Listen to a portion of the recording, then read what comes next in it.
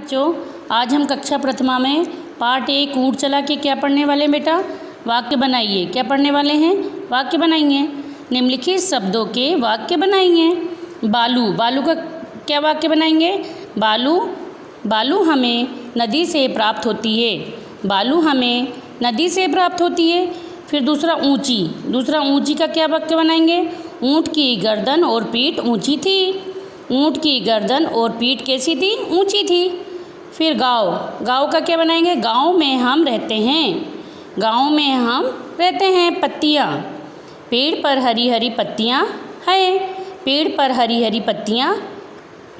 फिर पांचवा देखिए बेटा, माँ, माँ का क्या वाक्य बनाएंगे हम? माँ हमें बहुत प्यार करती है।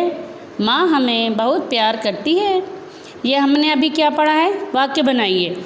अब प्रश्न नंबर 9 देखिए, संज्ञा की परिभाषा उदाहरण सहित लिखिए। या दीजिए संज्ञा की परिभाषा उदाहरण सहित लिखिए। संज्ञा की परिभाषा देखिए। संज्ञा की परिभाषा किसी व्यक्ति, वस्तु, स्थान का बोध कराने वाले शब्द को संज्ञा कहते हैं। क्या है संज्ञा की परिभाषा? किसी व्यक्ति, वस्तु, स्थान का बोध कराने वाले शब्द को संज्ञा कहते हैं। उदाहरण देखिए, क्या है उदाहरण? पुस्तक, राम, पेन, पुस्तक, राम, पेन, है ना, भोपाल,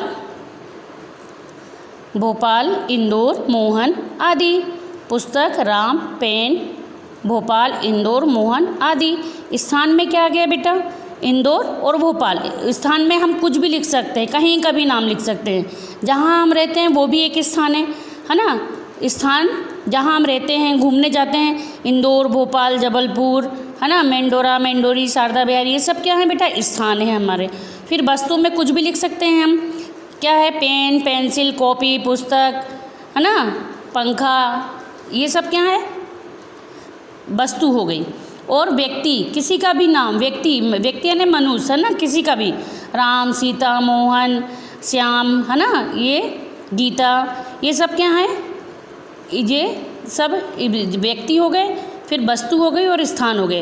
ये कॉपी है हमारी, ये भी एक वस्तु है।